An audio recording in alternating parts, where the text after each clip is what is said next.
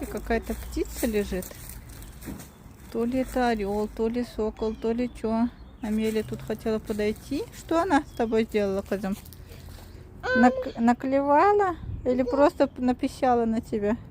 Она наклевала мое платье и написала. Наклевала и напищала. Ну что-то то ли яйца высиживают, то ли что. Ну, мы и положили семечки тыквенные у нас были. Вон палочки накрошили и оставили в покое. Выздоравливай. Кто это? Вот. Что за птица? Непонятно.